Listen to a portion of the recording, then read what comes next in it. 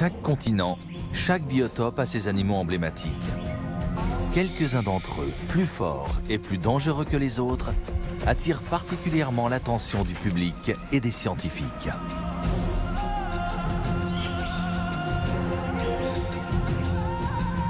Nous avons traversé l'Asie, suivant à la trace ces créatures exceptionnelles.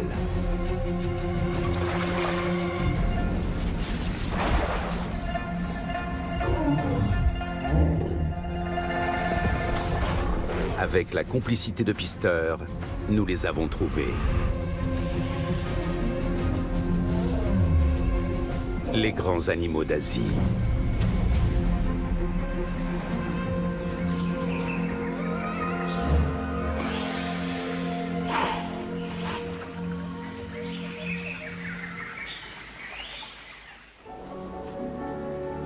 De tous les représentants de leur espèce, les tigres de l'Amour sont ceux qui vivent le plus au nord.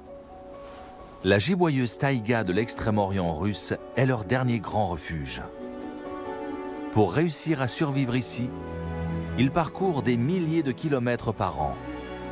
Mais pour combien de temps encore?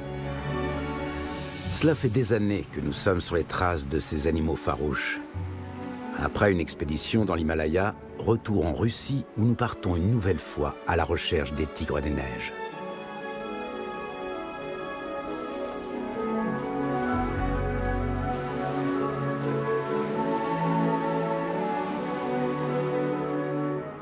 Les tigres de l'Amour vivent aux confins de l'extrême-orient russe. À 3000 km à l'est de la Sibérie, les fleuves Amour et Oussouris délimitent une bande côtière de la taille de l'Allemagne.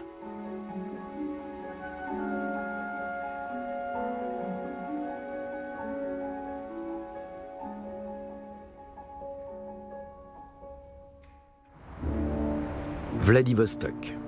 La ville était interdite aux étrangers sous l'ère soviétique.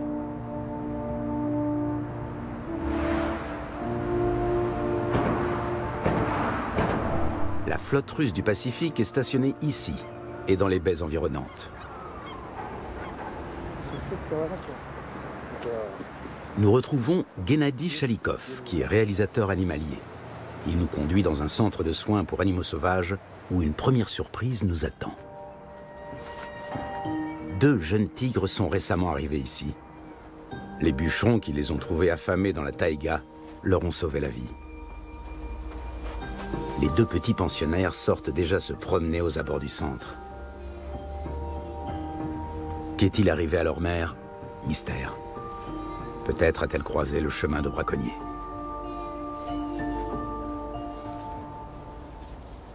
Les petits ont survécu.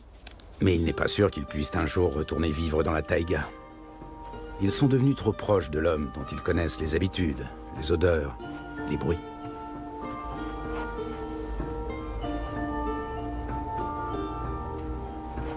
Les hommes les nourrissent et les soignent, mais l'enseignement des bases de la survie dans la taïga est une autre paire de manches.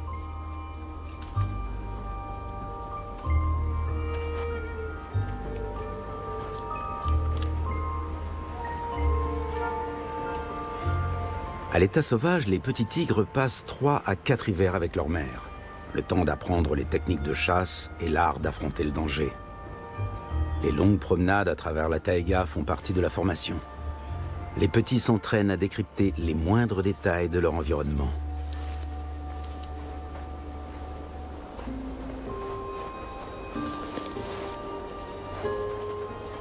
Et surtout, à éviter les hommes. Cela devient néanmoins de plus en plus difficile. Même dans les immensités russes, les tigres ne peuvent plus disposer sans entrave de leur territoire. En Chine et en Corée, les tigres de l'Amour ont déjà été exterminés depuis longtemps. Restent les profondeurs de la taïga russe, où certains spécimens peuvent encore être observés. Les habitats traditionnels se sont dégradés en quelques années à peine. Un déclin dû à la déforestation, dont l'ampleur saute aux yeux dès Vladivostok. Du bois pour les industries du Japon, de la Chine ou de la Corée du Sud. La Russie est en train de brader ses richesses, y compris celles de ses contrées extrême-orientales. Combien de millions d'arbres sont abattus et transportés chaque année? Personne ne le sait exactement.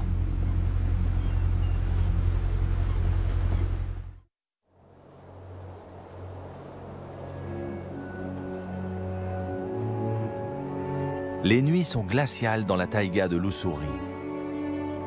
Plus de la moitié de l'année, le paysage est pétrifié par le gel.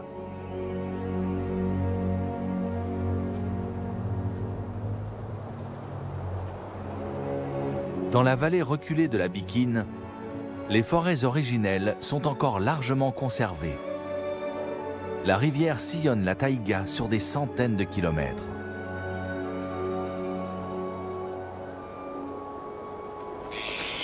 Des pies bleues vagabondent à travers la forêt, le plus souvent à proximité des sangliers ou des chevreuils d'Asie.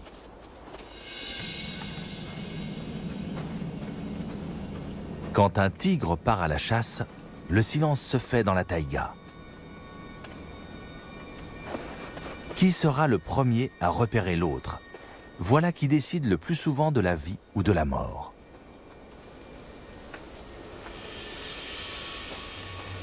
Il faut au tigre environ une douzaine de tentatives avant d'attraper une proie.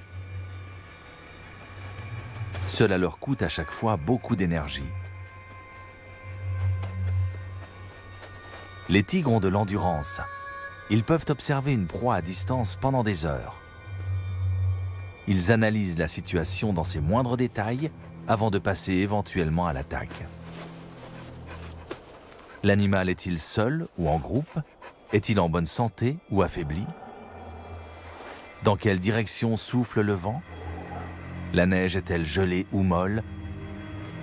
Peut-on avancer sans se faire remarquer?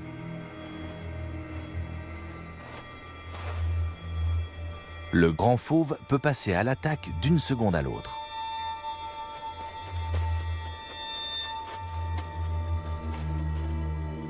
Le sanglier a apparemment senti quelque chose. Le tigre a encore 200 mètres à parcourir. Impossible dans ces conditions d'attaquer par surprise.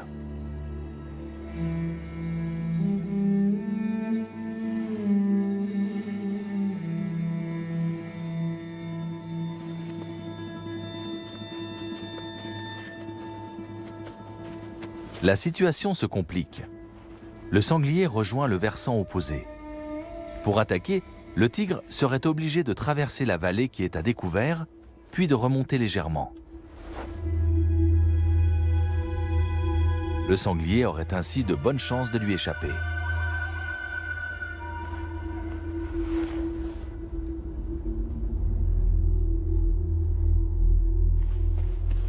Les sangliers ne voient pas spécialement bien, mais ils ont un odorat et une ouïe très développés.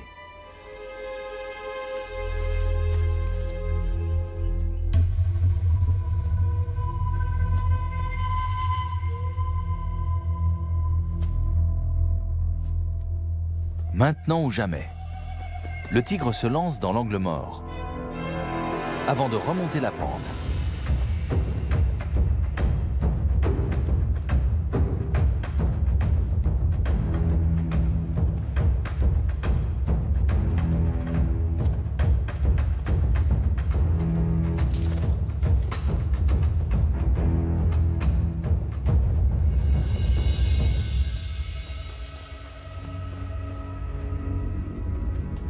Le jeune chasseur a mal calculé son coup. Le sanglier a pu échapper à la mort en redescendant la pente, prenant ainsi une bonne avance sur son prédateur.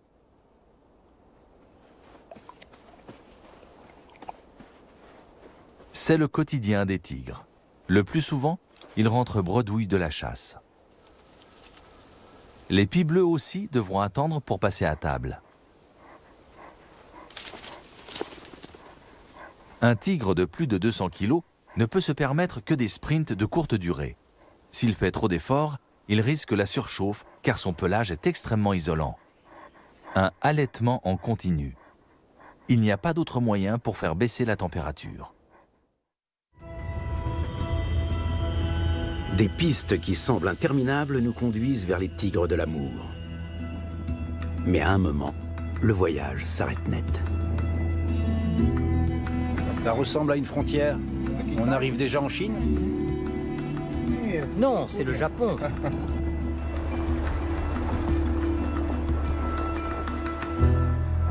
Allemagne? Oui. Allemagne. Très bien. Faisons connaissance. Je vous ouvre. Yuri Trouche connaît bien le grand fauve. L'homme est une force de la nature. Pendant plus de 30 ans, il a dirigé une unité spéciale chargée notamment de capturer et déplacer les tigres dits à problème. Il est aujourd'hui à la retraite, mais continue à organiser chaque année des comptages de tigres dans son secteur. Tu voulais filmer des tigres? Cet homme connaît la marche à suivre. C'est difficile, n'est-ce pas? Si je peux vous aider, je le ferai avec plaisir. Gennady Chalikov a manifestement les bons contacts. Dernière mise au point devant le portail en fer. Malgré son scepticisme, Yuri est prêt à nous aider. Ça commence dès demain.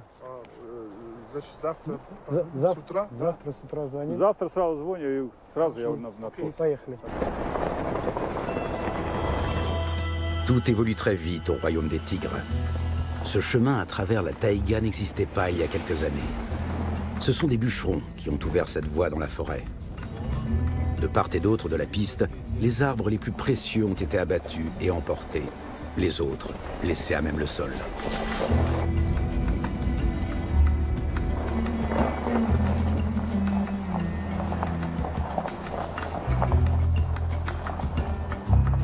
Après les bûcherons, viennent toujours les braconniers, explique Yuri. Et c'est tout aussi destructeur. Car s'il n'y a plus de gibier, les tigres disparaissent du paysage. Je klaxonne pour qu'ils s'éloignent de la piste.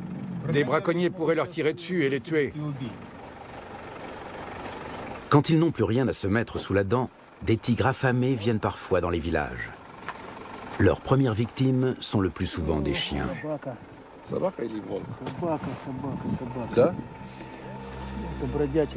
Les tigres ne doivent plus être loin.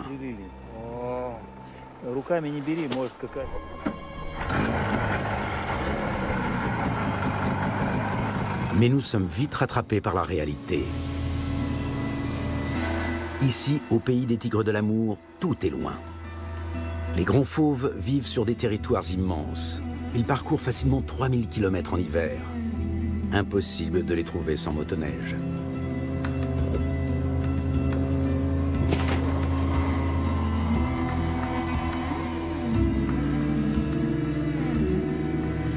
En été, notre engin s'enfoncerait au moins d'1 mètre dans la boue.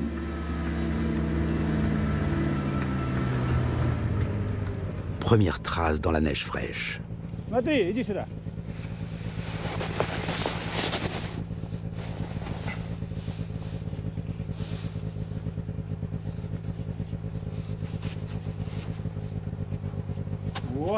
Il est grand celui-là, regarde, il fait presque 3 mètres. Debout sur les pattes arrière. C'est un mâle. Une sacrée bête. Si le coussinet fait plus de 10 cm, c'est un mâle. Ces traces-là mesurent environ 12 cm. C'est donc un mâle de très grande taille. T'as vu comme il a griffé le tronc? Le plus important, c'est l'urine. Il reste des traces d'urine. Où est l'urine? Ça sent pas trop. Pas trop. Il marque pourtant toujours son territoire.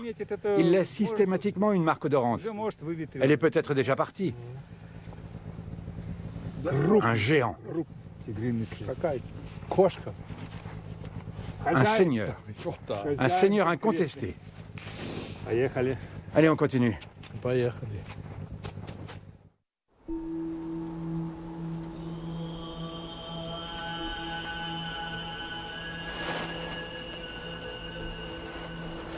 Le tigre mâle a tout son temps.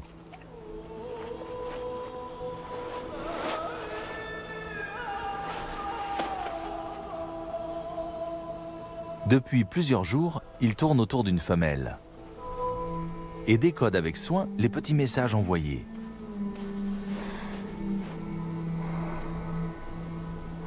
L'animal retrousse ses lèvres dans une curieuse grimace, le Flehmen, qui sert à analyser les odeurs grâce à un organe spécial situé sur le palais.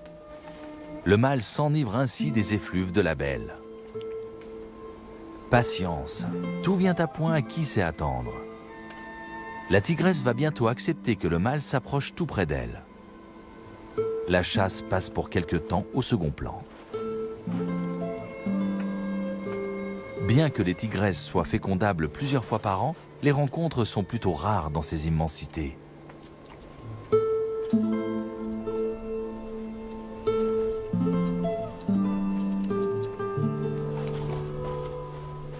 Par ailleurs, dès qu'une femelle a des petits, elle se détourne du mâle pendant plusieurs années. C'est pour cela que son vaste domaine jouxte les territoires de plusieurs femelles.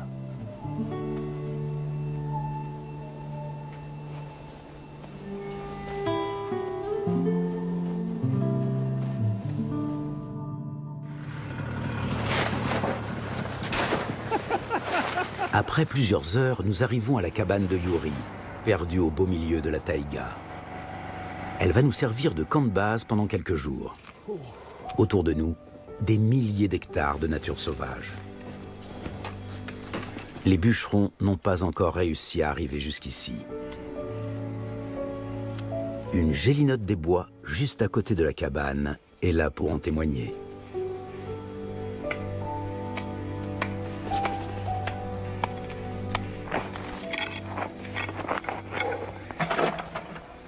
Le thermomètre affiche moins 25 degrés. Dans ces conditions, notre café est chèrement gagné. Les préparatifs vont prendre encore une bonne demi-heure. Les jours passent. Nous faisons de longues randonnées dans la taïga, attentifs au moindre bruit et portés par l'espoir d'apercevoir un tigre. La taïga d'Ussuri a une faune sauvage d'une grande richesse, mais la densité en gibier est faible. Cela explique en partie pourquoi les tigres de l'amour parcourent d'aussi grandes distances. Zibline, Elle se déplace toujours de la même manière. c'est toujours 1, 2, 3, puis vient le saut. Regarde, ici c'est d'une grande régularité. Ça se voit bien. Comme un tigre, mais en petit.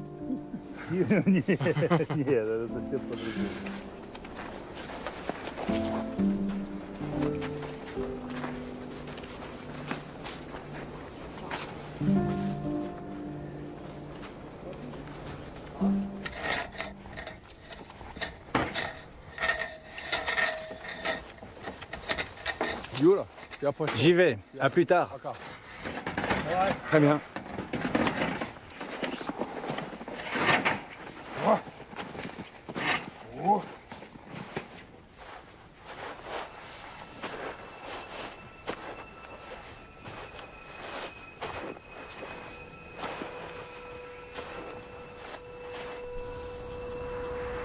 Avec la tombée de la nuit, la taïga prend des allures mystérieuses.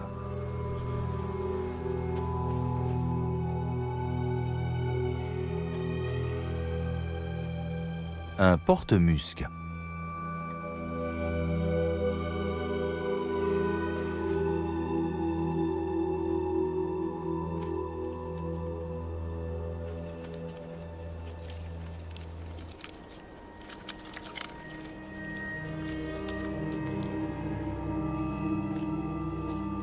Le mâle a des canines acérées, aussi longues que celles du tigre. Ses dents effrayantes contrastent avec le comportement craintif de l'animal. Les mâles solitaires n'en font usage qu'occasionnellement, lorsqu'il s'agit d'éloigner un rival. Les porte-muscs, qui se nourrissent d'écorces, de lichens et de petites branches, se sont adaptés à ce milieu inhospitalier. Ils apparaissent au crépuscule, mais au fond, ce sont des créatures nocturnes.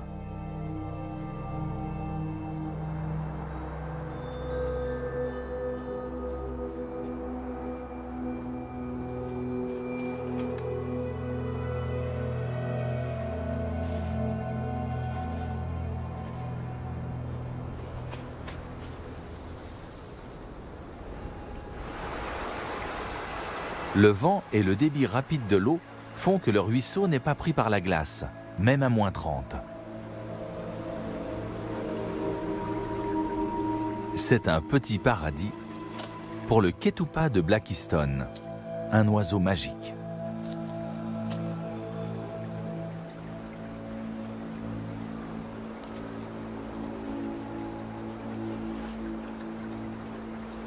Comme un lynx, il scrute un moment les eaux à la recherche d'éventuels poissons.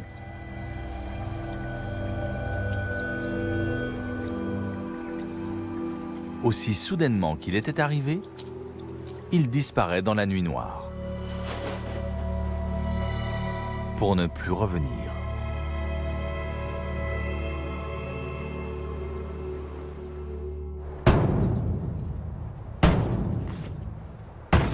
Après plusieurs semaines dans la cabane de Yuri, nous voici repartis pour de nouvelles aventures. Nous voulons nous enfoncer encore plus profondément dans la taïga.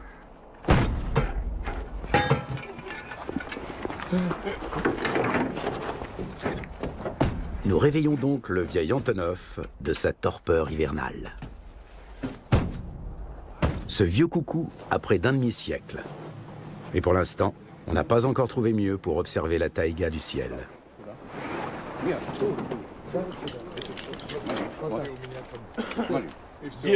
Regarde, on fait comme ça.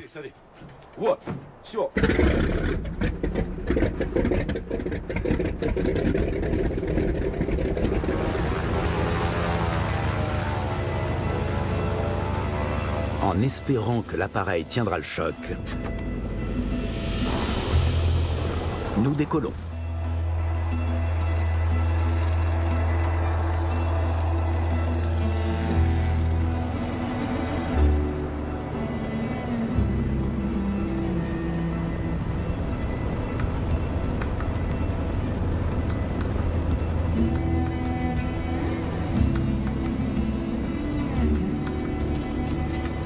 Ici, il n'y a plus le moindre petit arbre. L'aspect du paysage ne change que très lentement.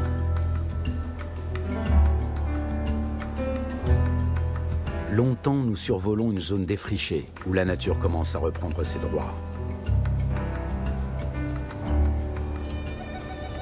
Et puis, enfin, la vraie taïga se dévoile dans toute sa splendeur.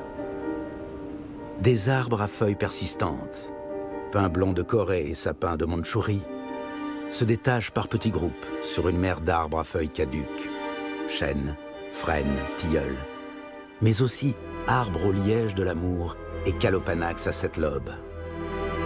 En dehors des tropiques, rares sont les forêts naturelles qui présentent une telle richesse en espèces. Ces larges cicatrices blanches sont le résultat de la déforestation par le feu. Ici aussi, l'homme gagne du terrain.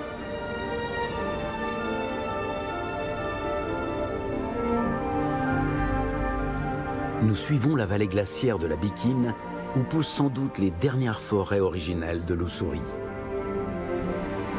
Ici et là, nous repérons de petits villages dispersés. Krasny Yar, Laoucha et Olonga. Le plus souvent, ils ne sont accessibles qu'en bateau ou motoneige.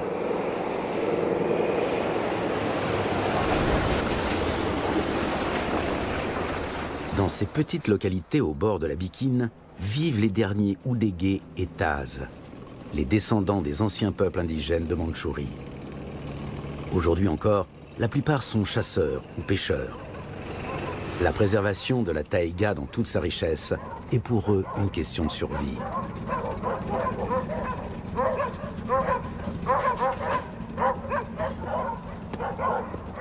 Leurs langues sont en train de disparaître. Les jeunes générations ne parlent plus que russe.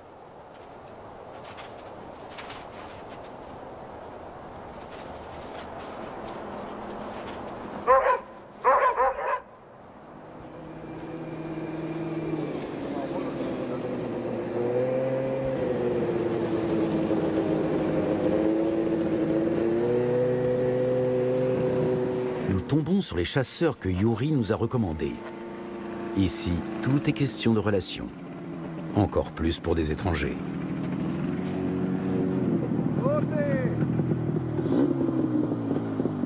Gennady Chalikov n'a pas non plus la partie facile.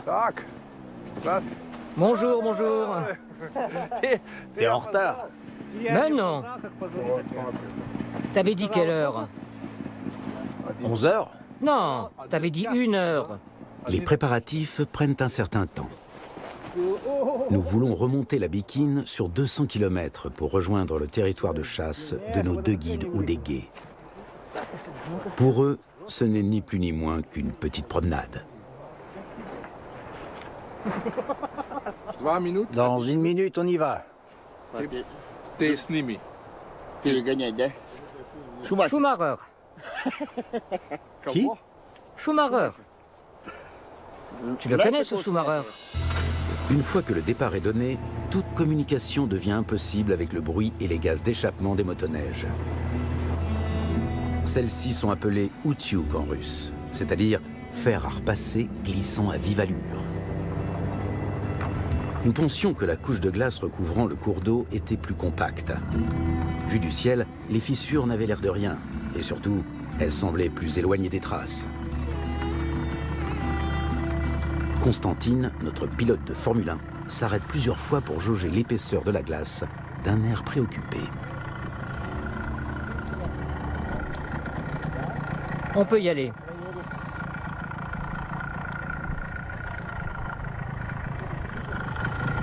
Comment peut-il en être si sûr? Un mystère pour nous.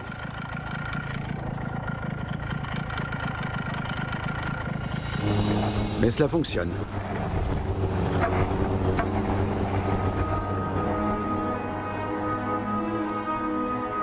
Même au cœur de l'hiver, l'eau coule sous la glace. Sa température peut atteindre jusqu'à 40 degrés de plus que l'air ambiant.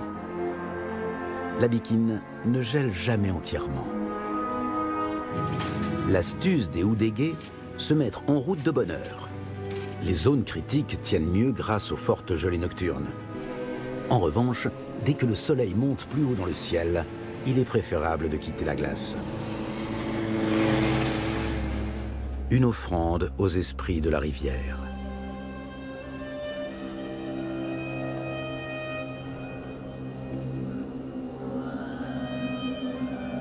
Aujourd'hui encore, il y a toujours des cas de disparition dans la taïga ou des noyades dans la Bikine. Certains corps ne sont jamais retrouvés.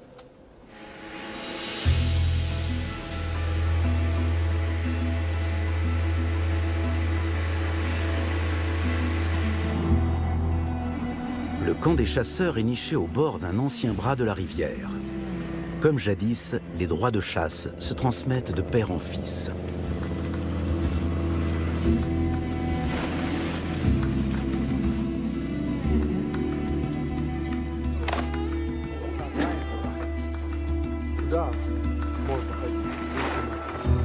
Les cerfs, les sangliers. Bien sûr qu'il y en a. Il suffit de s'enfoncer dans la taïga. Et toi, tu penses que tu vas réussir à le voir? Je pense que oui.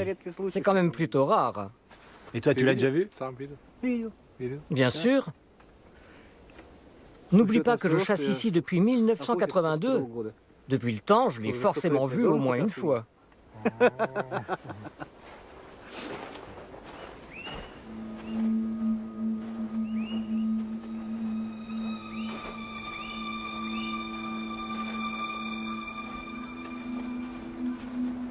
Tu ne verras pas le tigre s'il n'a pas décidé de se montrer, disent les Oudégués. Mais il est là, et il te voit. Ces mots reviennent comme une litanie lors des promenades en solitaire à la tombée de la nuit. Amba nous a sûrement déjà observés plusieurs fois.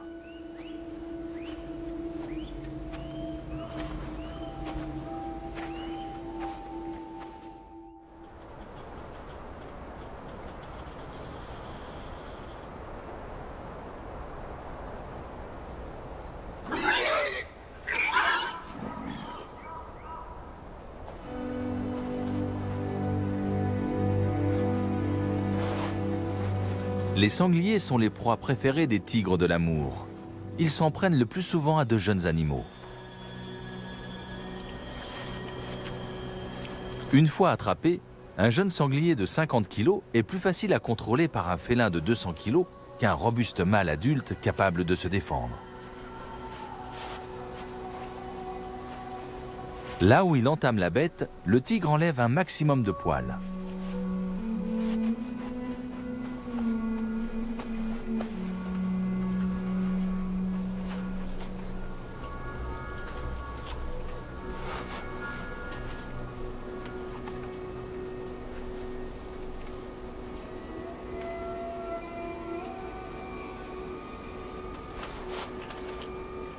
Il commence son festin par les pattes arrière.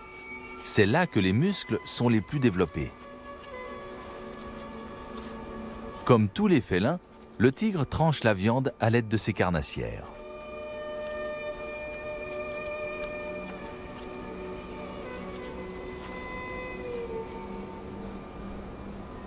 Les pies bleues attendent leur tour.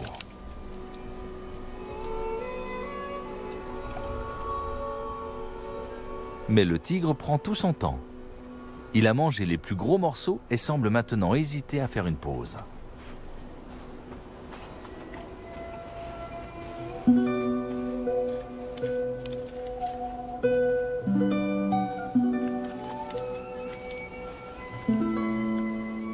Comme un chat domestique devant son écuelle à moitié vide, il reste près de sa proie.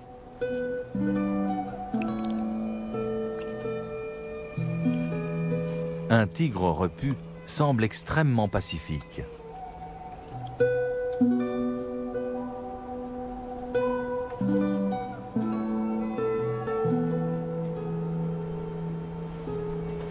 Après une bonne partie de chasse, il n'y a décidément qu'une chose à faire.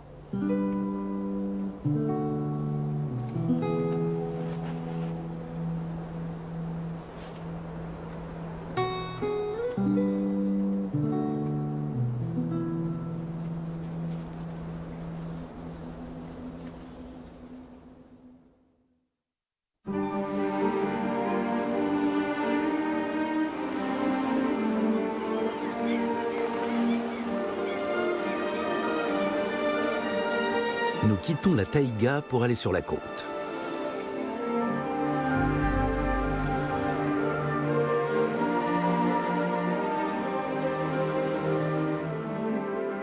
Après avoir remonté le fleuve Ussuri sur 500 km, traversé les contreforts du Cijote Alin, nous voici enfin dans la réserve naturelle de Lasovski.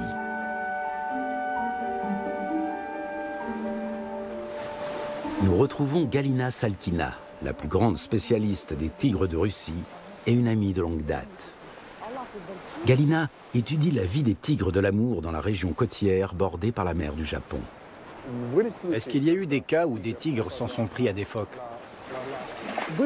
C'est arrivé.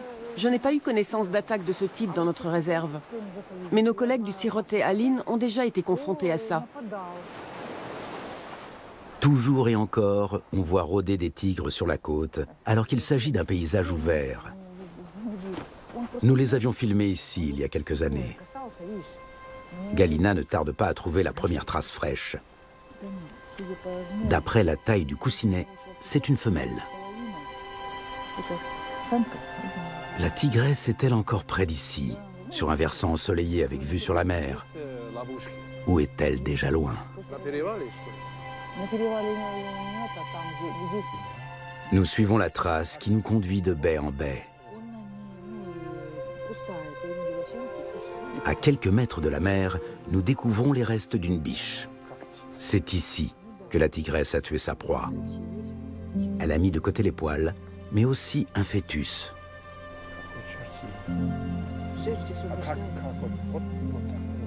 Le reste a disparu.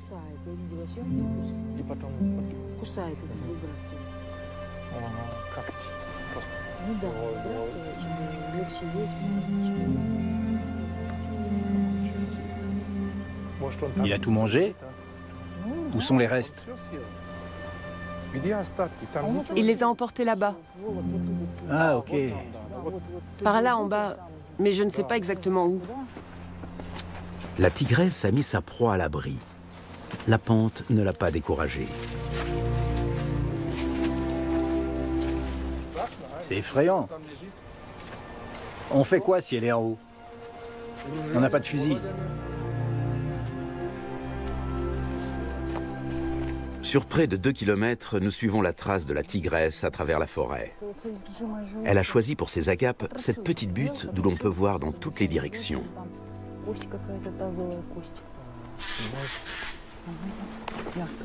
Attends, stop. Il est peut-être tout près, soyons prudents. C'est quand même la proie d'un tigre.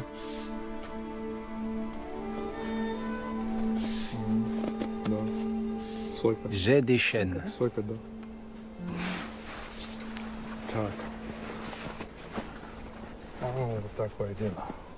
C'est tout récent. Étonnant tout de même que la tigresse ait traîné une proie de ce gabarit aussi loin dans la forêt. Il y a environ 40 kilos de viande sur une biche de cette taille. La tigresse l'a sans doute mangée en 2 ou 3 étapes.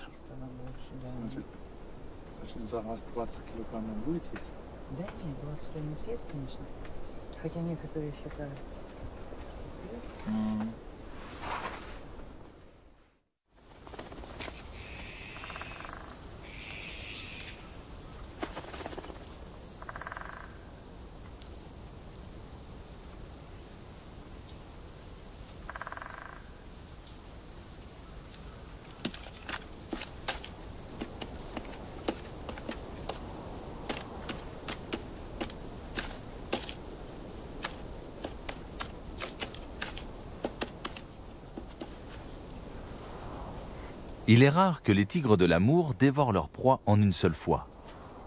Avec les températures négatives, la viande ne se gâte pas. Les prédateurs prennent donc leur temps et restent plusieurs jours à proximité de la carcasse. D'autres peuvent ainsi en profiter. La tigresse est détendue.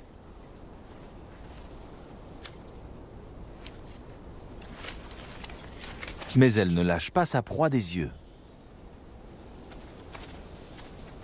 Les mésanges charbonnières n'ont plus beaucoup de temps devant elles. Quand les pies bleues passeront à table, ce sera moins agréable. Celles-ci sont très prudentes. Elles attendent toujours qu'un autre fasse le premier pas.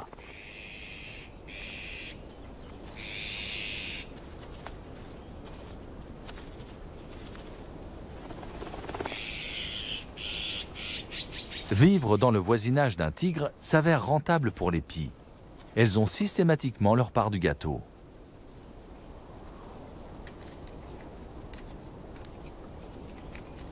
Mais pourquoi les tigres, qui aiment le calme, tolèrent-ils la présence de cette bruyante assemblée? Parce qu'ils y trouvent eux aussi un intérêt. Les infatigables mésanges charbonnières leur désignent par leurs cris et leur comportement les endroits où il y a des proies. Quand la neige est haute, cela leur évite de s'engager inutilement sur des chemins où la progression est difficile.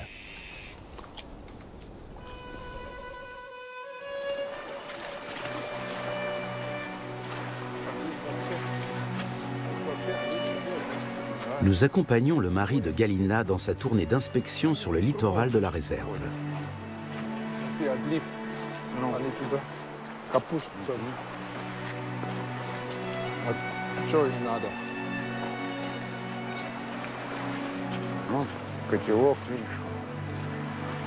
Les objets échoués sur la plage ont toujours une histoire à raconter. On dirait que des braconniers ont tiré dessus.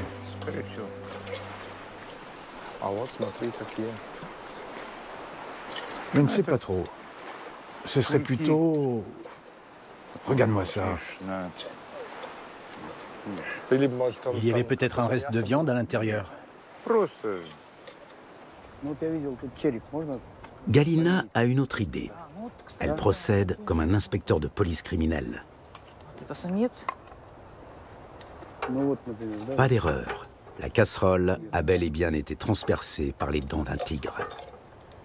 L'empreinte des canines est parfaitement visible et l'intervalle correspond. C'est bien connu, la présence d'objets humains dérange les tigres. Autrefois, les pièges photographiques étaient recouverts d'une sorte de housse avec un garnissage en duvet pour les protéger du froid. Tu fais un tour dans la forêt, tu regardes autour de toi et tout d'un coup, tu vois plein de duvets sur le sol. Ça signifie que l'appareil n'est plus là. Voilà celui que j'ai installé. Je reviens un peu plus tard et il est ouvert. Et qu'est-ce qu'on voit? Oui, la trace d'une canine. C'est la canine? Oui, c'est ça. Dans ce cas pourtant, le malfaiteur a été photographié. Ici, Galina est encore en train d'installer les appareils. Peu de temps après surgit le tigre. Il emprunte exactement le même chemin que Galina. Le félin passe en revue tous les endroits que la scientifique a touchés, puis finit par lui signifier tout le mal qu'il pense de l'espionnage.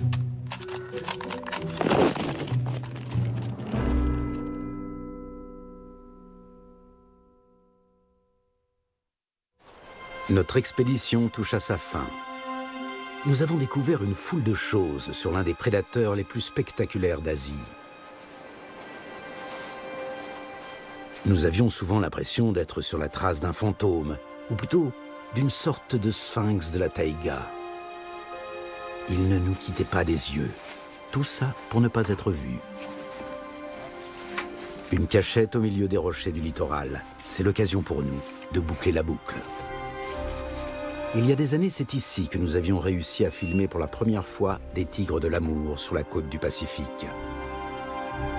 Aujourd'hui, nous savons que ces félins n'étaient pas d'étranges apparitions, mais de jeunes tigres errants à la recherche d'un nouveau territoire.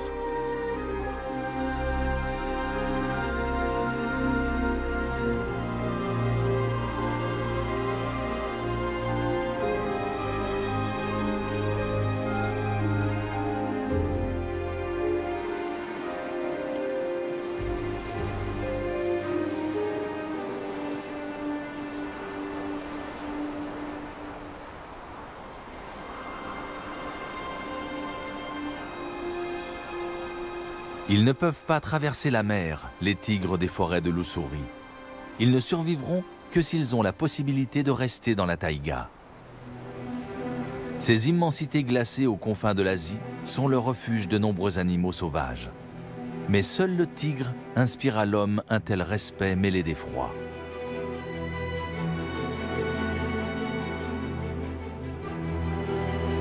Dans ce duel au cœur d'une taïga chaque jour un peu plus saccagée, le grand fauve aura-t-il le dernier mot? Rien n'est moins sûr.